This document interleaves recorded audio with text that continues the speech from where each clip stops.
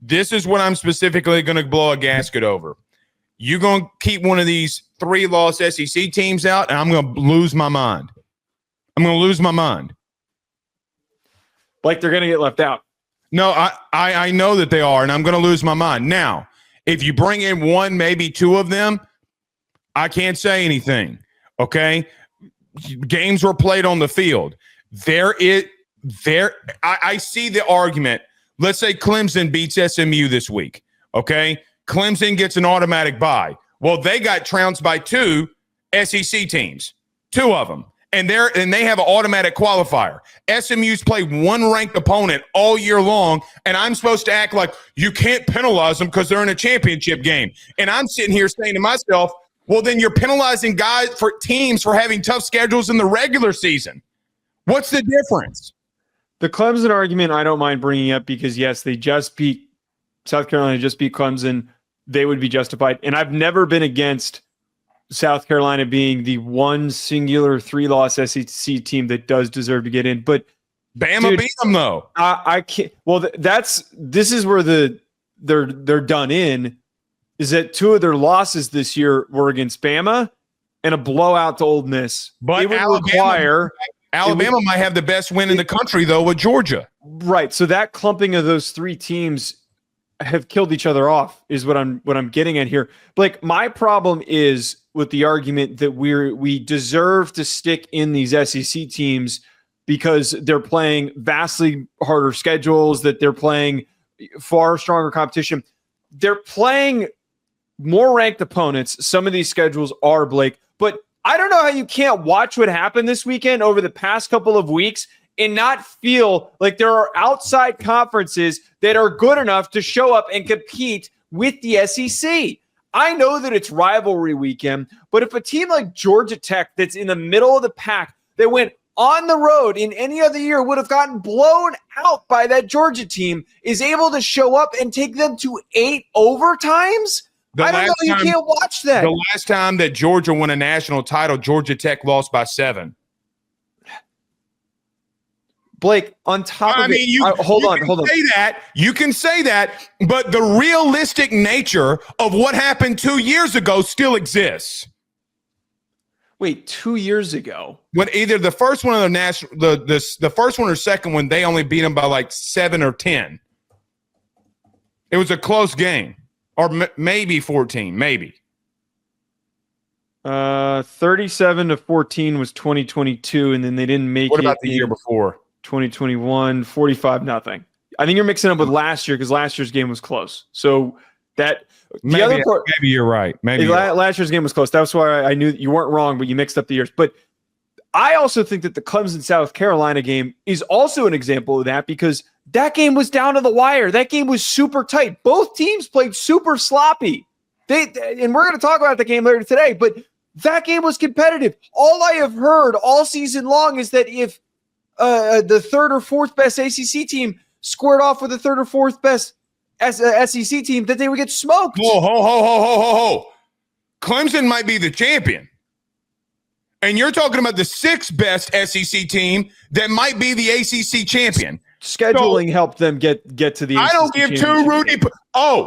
So now the scheduling got them there. Of course it did. Some of these teams, I will not argue, do not have very beneficial scheduling. But if you have, in these instances, you have to win your games. I'm tired of having to repeat this and having to elaborate on it. You have to win your games. Okay. Well, then don't get mad when an SEC administration faces off against 5 Rudy Poos in a row. And you're mad at them for facing off against 5 Rudy Poos in a row, and you don't. Oh, their schedule. I don't mind if they do. I have never been in favor of that. Let me ask you this question: after what you saw from Ohio State against Nebraska and what you saw against Ohio State against Michigan, if they played some of these schedules in the SEC, what is their beneficial rate here? Do they have 3 losses? No, I don't think that at all. See, this is where I get confused. How after what we watched this weekend, Clemson just bent them over and smacked that ass Michigan, just bent them over and smacked that ass, and you want to come in here with that? We know that when we break down that game, we know that game is far more complicated of a breakdown than just saying Michigan is better than Ohio State. All I'm going to tell you is this. When you have Notre Dame and you have Indiana that have mid-70s strength of schedule, mid-70s, and I got a team that quite honestly should be 10-2 in South Carolina. They should be. And I'm an LSU guy, and I'm admitting that they got screwed. Okay? They got vastly screwed. LSU should be 7-5 right now. But the bottom line is with this, you're keeping them out for what? For what? Joe, we literally are going to have 3 teams that might have half of their schedules plus where they didn't face teams with winning records. Blake, this is another part of this that frustrates me. Bringing up strength of schedule is fine, but it becomes an annoying participation trophy of, well, you got to play a hard schedule, so then you deserve to get in. You know who has? You want me to name off the teams that have the 5 hardest strength of schedules right now? Please. Mississippi State, Kentucky. Georgia's the only justified one. Georgia's the only one that can say above everybody else that we battled through the gauntlet. Okay, where's the only one? And where's Alabama? Oklahoma, Florida, Purdue, Michigan, Vanderbilt, Texas A&M, LSU, Florida State, Washington. This is on ESPN, by the way. ESPN doesn't. They do it by their FPI. You would have to go to the. There is a full table that is one that is not based on FPI. South Carolina. Where is South Carolina on here? It doesn't have a number. They're like 17th, 18th, or somewhere down there. They don't have like an actual like numerical. Oh no, wait. They're 15th. South Carolina is 17. Bama is at 10. There's Big Ten teams in there. Is my point? Is that it's not just the SEC that's playing a hard schedule.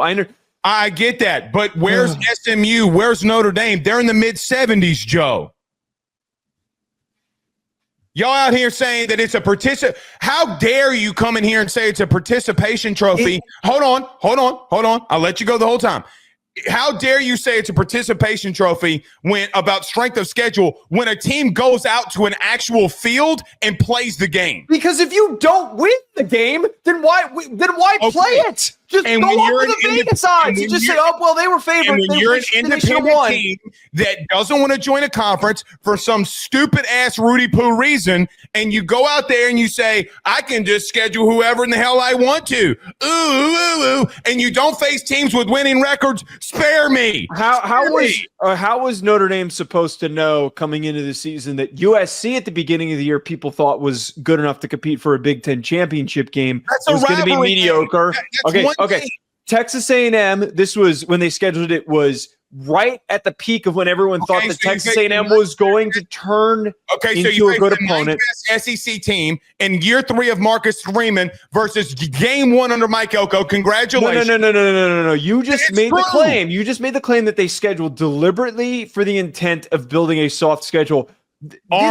Navy. Oh, they played Army and Navy have been historic rivalries that date back to World War II because of an agreement that they had with the Naval Academy and West Point. They don't play them every single year, but there are historical matchups that people just like to watch. Nobody watches. LSU played Army last year. Everybody plays them. Where was LSU on the strength of schedule? 9th. Oh, I said last year. I mean, I'm just saying. Y'all's thought process on this abomination is baffling at best. I said this last week, and we got to get into talking about these games today.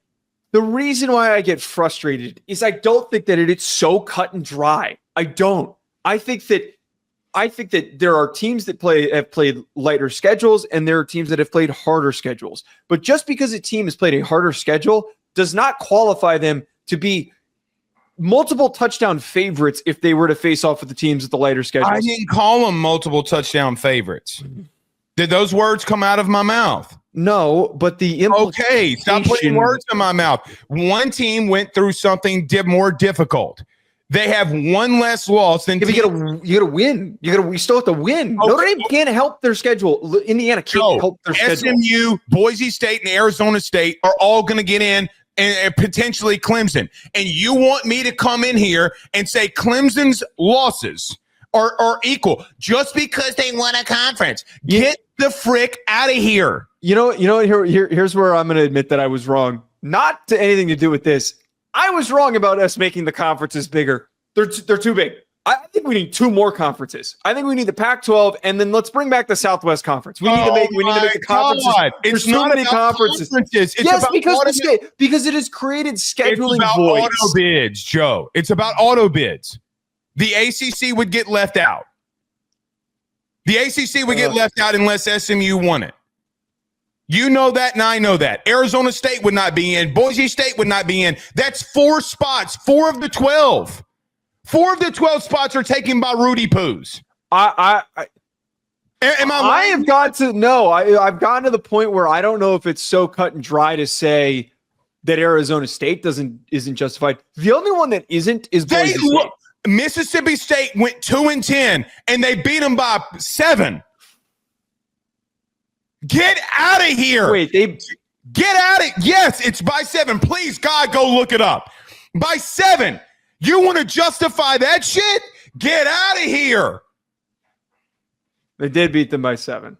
I know. Well, so I'll use the point that you love to say that it was only week 2. It was only week 2. 4.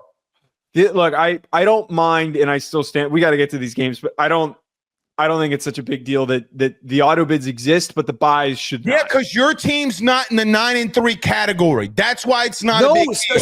Stop, man. You can't throw that back at me to say that, because my team. I have tried so hard to the point where I've said that Notre Dame was I don't mean you specifically. I mean in general. Okay. All right. Elk says that Chip Kelly is the worst coaching malpractice I've ever seen. Their one strength was trenches, and we had massively advantage outside, and they kept running.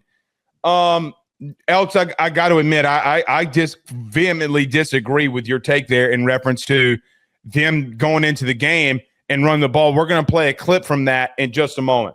Yeah. He also says, I miss Mike Nugent. Can we tamper for a kicker? Is Mike Nugent, his former Ohio State kicker. I really think that we're going to talk. I'm going to save my point on that, but I put a lot of that on Ryan Day. We got a lot that we're going to unpack with that segment. Yeah, no, it's going to be a long show. Fravel Edit says it's not Notre Dame's fault that Miami backed out of their game this year. Florida State was the top 10 team and sucked. USC was the top 25 team. Texas A&M on the road.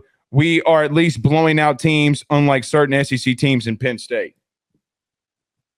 I mean, Fravel nailed what my whole argument has been this entire time. We can't help the fact that our schedule ended up being this easy. Sorry, I got to stop saying we. Notre Dame can't help the fact that their schedule was easy this year, but they could help by how they finished and how dominantly they beat the teams they played. And South Carolina can't help that they beat 5 of the last 7 games that they had. They beat 5 ranked opponents. They can help the fact that they lost by multiple scores at home against Ole Miss. Okay, and let me tell you right now, some of these teams, Arizona State, Boise, and Clemson or whoever, I saw Georgia lose by multiple scores, and they blew Clemson out. So, again, you're going to have to start. Does Georgia get in if they lose in a conference championship game? Yes. I think most people believe that. People are going to be. Listen to me. They have the hardest strength of schedule out of. Okay. People are going to be whining their asses off. All right. BetOnline remains your top spot for all of your live betting action and contests. NFL, college football, UFC, NHL are all in full swing. BetOnline is your number one source for wagering news, odds, trends, and predictions with both desktop and mobile access at any time. Head to BetOnline today and use promo code BELIEVE, that's BLEAV, for 50% off your first deposit. That is a 50% welcome bonus. BetOnline, where the game starts.